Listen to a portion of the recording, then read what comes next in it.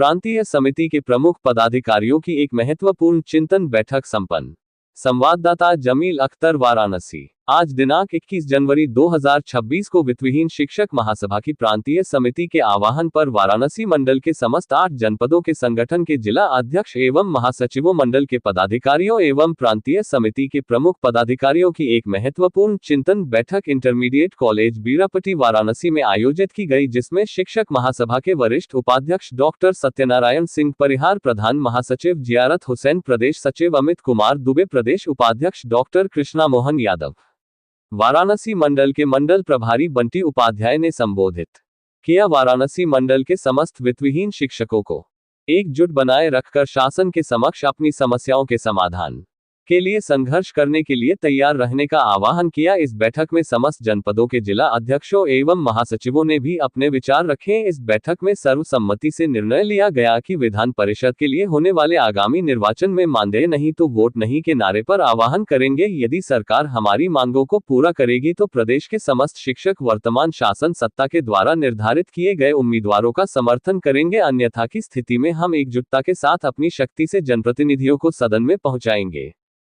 बैठक में बलिया जिला अध्यक्ष रामजी सिंह, जिला महासचिव आलोक रंजन मिश्रा, बीके चौहान, जिला गाजीपुर ललित मोहन पांडे, जिला महासचिव वाराणसी, जिला अध्यक्ष राजेश कुमार वर्मा, जौनपुर जिला अध्यक्ष मनोज कुमार पटेल, जिला महासचिव सुभाष मिर्जापुर, जिला अध्यक्ष भीमराव बिंद भदोही, जिला अध्यक्ष अनिल, जिला महासचिव अमर बहादुर यादव सोनभद्र, जिला अध्यक्ष मुस्तकिन अहमद सोन चंदौली, जिला अध्यक्ष संतोष कुमार गुप्ता, जिला महासचिव डॉक्टर आनंद प्रकाश मिश्रा की गरिमामय उपस्थिति रही है। दूसरी वीडियो बनाइए जी सर, अपना पूरा परिचय बताएं। मैं डॉक्टर सत्यनारायण सिंह परिहार, वित्तविहीन शिक्षक महासभा का प्रदेश का वरिष्ठ उपाध्यक्ष हूँ। आज किस तरीके का मीटिंग हो रही है, उसके पीछे उद्देश्य क्या है? ये मीटिंग जो हमारे प्रधान महासचिव ने अभी जिस पे चर्चा की है, हम लोग प्रदेश के समस्त शिक्षकों को जगाना चाहते हैं, एकजुट करना चाहते हैं और मत की शक्ति से सरकार को झुकाना भी चाहते हैं। तो इस समय चूंकि निर्वाचन की स्थितियां बनी हुई है, स्नातक विधायक और शिक्षक विधायक के तो चुनाव होने वाले हैं, वैसे भी हम लोग पूरे वर्ष प्रत्येक जनपद में जाकर के सम्मेलन करते हैं, शिक्षकों को जगाते हैं, एकजुट करने का काम करते हैं। तो उसी कड़ी में हमने इस बार केवल एक प्रतिनिधि के रूप में जनपद के जिलाध्यक्षों को, महासचिवों को और मंडल के पदाधिकारियों को यहाँ बुलाया था, जिससे हम लोग एक रणनीति तय करें और उसके आधार पर हम आगे निर्णय लें कि कैसे हमको सदन में अपने लोगों तक को पहुंचाना है या सरकार का साथ देने के लिए सरकार से अपनी मांगे रखनी है।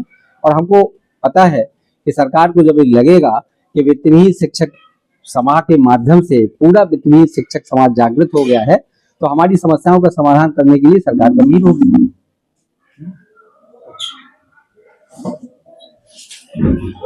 एक मिनट, जिस तरीके से अपनी बातों को लेकर उठे हैं, क्या सरकार उसको मानेगी? जो हम लोगों की समस्याएं हैं, पहली बात तो यह है कि सरकार उससे अवगत है।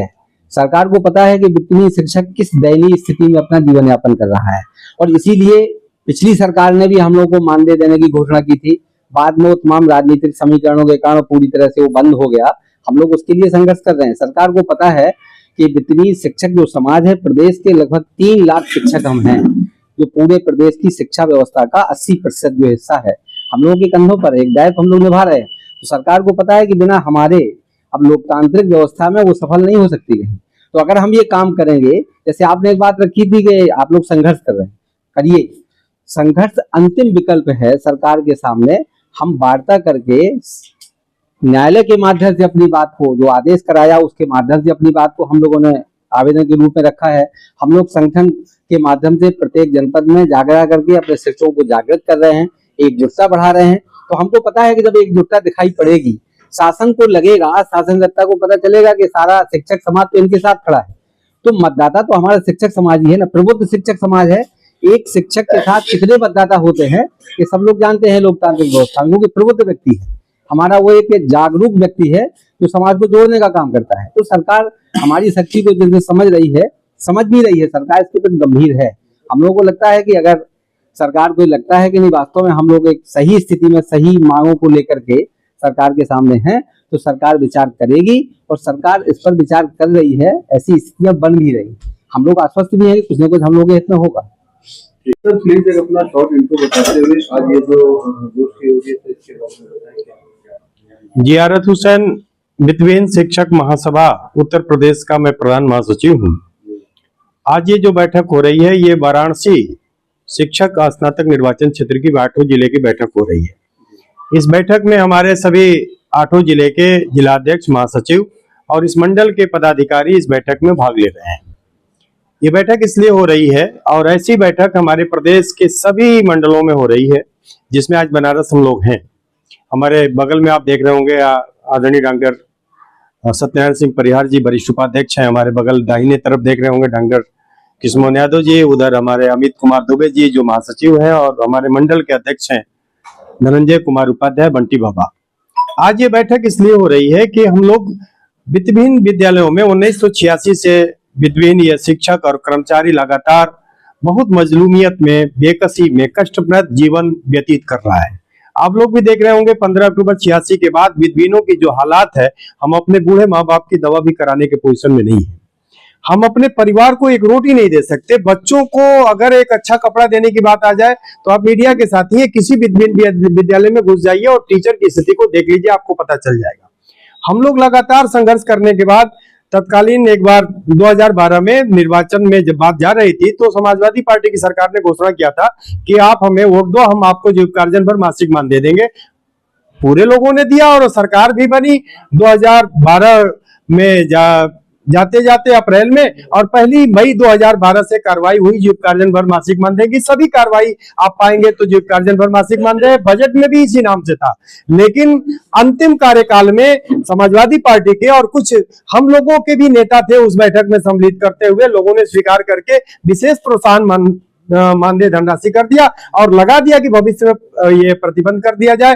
तब से नेता राजनीति की तरफ घूम करके चल रहे हैं। लेकिन विभिन्न शिक्षकों ने अपने अल्प संसाधन से संगठित होकर पूरे प्रदेश में संघर्ष किया, माननीय उच्च न्यायालय तक गए, लड़ करके अपने हक में ये आदेश कराया कि जिस मद में पैसा आता है बजट में उसी मद में खर्च होना चाहिए। विशेष प्रोत्साहन ये गलत शब्द था, जीविकार्जन पर मासिक मानदेय होना चाहिए और 100 करोड़ 104 करोड़ जो अभी बचा है उसे इनको भुगतान हो। ये संघर्ष को, सेवा शर्त को लेकर के हम लोग यहाँ तक हैं।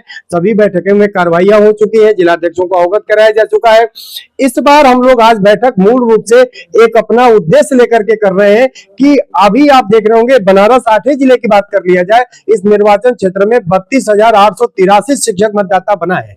32,883 में हमारे भागीदारी 73.07, 24,002 मतदाता। नोट करिए, एक एक लोगों को हमने नोट किया, हम लोगों ने 24,002 मतदाता वित्तविहीन विद्यालयों के शिक्षक बने हैं। इसमें 32,883 में 73.07, आप आंकड़ा निकाल लीजिएगा। हम वित्तविहीन शिक्षक हैं। आज इकट्ठा करके सभी जिलाध्यक्ष लोगों के साथ एक रणनीति बनी है।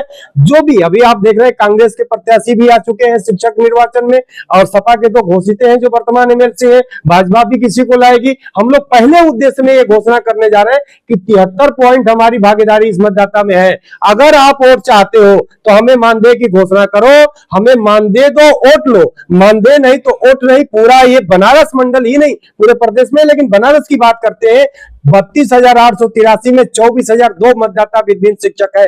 ये एक लाइन से, एक स्वर से, एक मंच पे खड़ा होकर के अपने बच्चों की रोटी के लिए, अपने अधिकार के लिए ये मांग करता है कि हमारी बात अगर जा रही हो जिस भी दल पार्टी में, वर्तमान सरकार भाजपा में भी, कि मानदेय आप हमें दो, हमसे वोट ले लो। हम चुनाव के तरफ नहीं है, हम चंदा के तरफ नहीं है, हम रोटी और हक के लिए। लोकतंत्र है उसमें एक व्यापक आंदोलन मांग करता है बदलाव के लिए, और आप लोग इस प्रकार से अगर शांति से बैठ के केवल एक मीटिंग करेंगे और तमाम चीजें, तो एक व्यापक आंदोलन का रूप अगर इसको सर दिया जाए तो इससे आप क्या सोचते हैं? सर, हालात जब बदलता है, समस्याएं नई आती हैं और समाधान हम पुराना करता जाए तो हालात है। आप देख रहे होंगे कोई भी सरकार रही हो पीछे लोकतंत्र को मानती थी। ये वर्तमान सरकार लोकतंत्र का कितना सम्मान कर रही है, धरना प्रदर्शन करने वालों के साथ क्या कर रही है, वास्तविकता अगर दिखाया जा रहा है तो एआई कैमरे का भी मीडिया के साथ ही है, तमाम चीजें बताई जा रही है। ये वर्तमान सरकार मतदाता और लोकतंत्र से डरने के पोजीशन में नहीं है। हम लोगों ने देखा है तदर्थों की भी, आप धरना प्रदर्शन से देख लीजिए, शिक्षा मित्रों की स्थिति देख लीजिए, 69,000 शिक्षकों की स्थिति देख लीजिए। तमाम तरह से जो धरना प्रदर्शन के तरफ लोकतंत्र की आवाज उठाए, ये सरकार निश्चित तौर से उस हालातों पे नहीं है। ये रणनीति अपनी बदल चुकी है। तो हम शिक्षक हैं, हम समाज का नेतृत्व करते हैं, समाज को नई दिशा दिखाते हैं। हम लोग समझ चुके हैं कि ये डंडा उठा करके, धरना प्रदर्शन करके, तमाम चीजों से आग्रह करके अब यह सरकार इस पोजीशन से झुकने वाली नहीं है। इसको झुकाया जा सकता है तो लोकतंत्र में अपने मत के अधिकार से, इस मत के अधिकार से, डंडा से, धरना प्रदर्शन से नहीं झुक सकती। शिक्षा मित्रों ने, 69,000 लोगों ने, तमाम लोगों ने करके देखा है। अब हम लोग एक दावा करते हैं कि मत चाहिए, क्योंकि ये ईवीएम नहीं है कि आप कुछ भी कर लेंगे। बैलेट पेपर पर नंबरिंग मत पड़ेगा। 24,200 मतदाता विभिन्न शिक्षक ये बनारस में है, ऐसे 11 सीटों पे हो रही है। 73 पॉइंट भागीदारी है। स्नातक में 38.1 पॉइंट निर्वाचन आयोग कर रहा है कि ये शिक्षक और इनके परिवार के लोग इसमें भागीदारी में है। तो इतनी भागीदारी है तो अब वोट से हम चोट करने जा रहे हैं। हम डंडा से, धरना प्रदर्शन, आप रणनीति बदल चुके हैं। तो विभिन्न शिक्षक अगुआ होता है, चाणक्य होता है, रणनीति के आगे भविष्य को जानता है। इसलिए हम लोग भी अपने रणनीति को बदल करके मतों के आधार पर दबाना चाहते हैं इस सरकार को। अगर सरकार चाहती है मत लेना तो हमसे ले ले, हमें मानदेय दे दे। नहीं चाहती है तो फिर दूसरे दल से जो होगा सोचा जाएगा। हम अब लाठी डंडा वाली है सरकार और नेतृत्व करता। कई उदाहरण मैंने आपको बताया, इसमें सरकार दब नहीं रही है तो हमने भी अपनी रणनीति बदल ली है।